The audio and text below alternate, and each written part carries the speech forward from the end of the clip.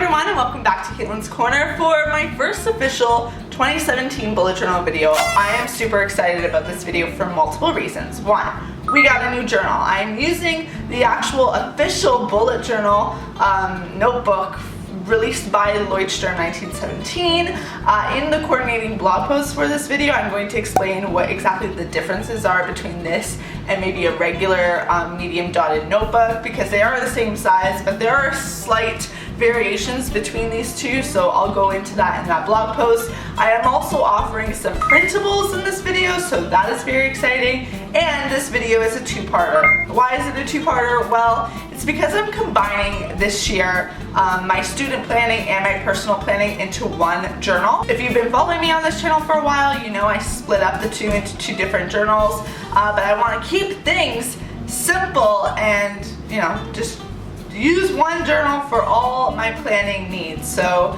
part one is going to be about my personal planning pages, and part two is going to be a little bit shorter. It's going to be my student planner pages. Some new ideas, some oldish ideas that are revamped, all that kind of fun stuff. So there's a lot to go through. Let's dive in. Pages number 1 and 2 are my months at a glance for January to June. I kept it really simple, very basic, but I think it does the job quite well. I'll be able to do any like major or write down any major events in or on these pages. Now I know this is very simple, but I decided to create printables of these pages. They're slightly different. I mean, the titles for each of the months a little bit different, but I have actually all 12 months here in printable form. So if you want to print those off or just even look at them, or I don't know what you may need these for, but they're available on my blog. In the blog post I have linked in the description box below, so there's that if you're interested in checking that out. Pages 3 and 4 is my 2017 goals page. I have separated my goals into 3 categories: business, health, and personal. I have a little quote here that says, "A goal without a plan is just a wish," and I'm a firm believer in that. I think it's not just important to set goals, but also to create kind of a roadmap to getting towards or to getting them accomplished, because if you don't, I think it's so easy to kind of let them fizzle into the air like a wish. You know, it never really ends up happening because you never really end up doing anything to get towards your goal. So for things like drinking 2 bottles of water a day, obviously I don't really need a plan to do that. That's pretty self-explanatory. But for things like writing a blog post a week, that although seems simple, it's very easy for that to just not happen.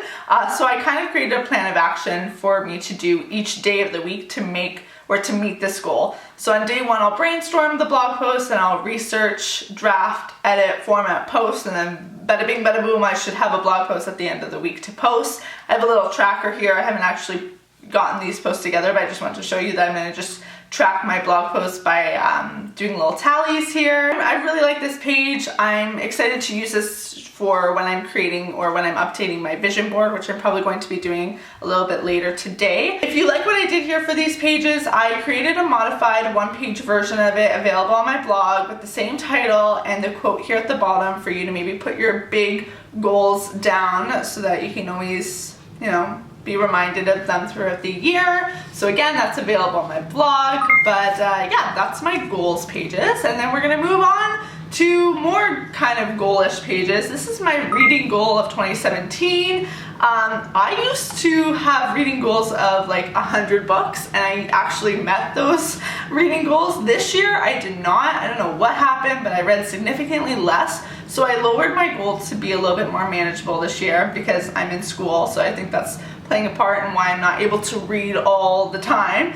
So my reading goal for this month is 41 books, and I created kind of like I guess a game board style way of tracking it. Every time I finish a book, I'll color in the box, and then hopefully I will color in all 41 boxes. I've seen this type of style everywhere on Pinterest, so that's where I got my inspiration for this page. And then to the right, I have my reading 2017 list with just a few books that I want to read in 2017. I'm going to add a lot more to this page, but I just kind of wanted to give you an idea of how this will look. And then pages, what are we on? 7 and 8. We've got the typical month at a glance for January 2017. This month, instead of a list formation, I did a full calendar. Very clean, very nice. mucho like. And then I've got a gratitudes page for 2017 as well. I wrote the title gratitude with my Tombow brush pen. I'll include the exact color and a link to it in the description box below. And then I just wrote the numbers 1 to 31 right here, so I'll write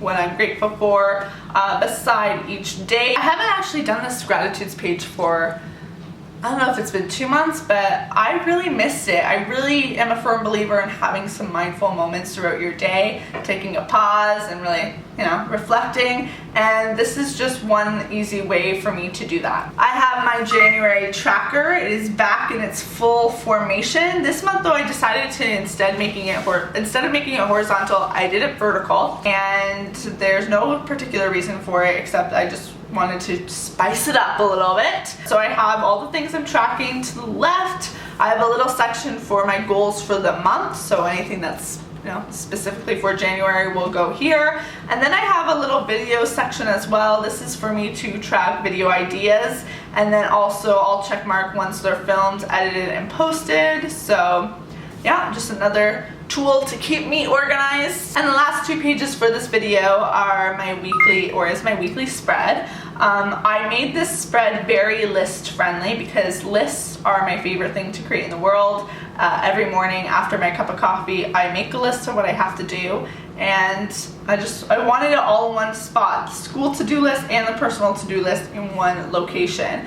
And this spread allows me to do that. I also have a section here for any events for the day right at the top, so they don't slip by me. So that is it for part 1 of this video. If you want to see part 2, then you should click the link that is probably on the screen right now and also in the description box below. I'm also hemming and hawing with the idea of doing a winter doodles video to fill in areas like this with snowflakes and other wintry things. So let me know in the comment section down below if that's something you're interested in. Don't forget to give this video a big thumbs up. Hit the subscribe button if you haven't already. And I will see you, or some of you, shortly in the next video.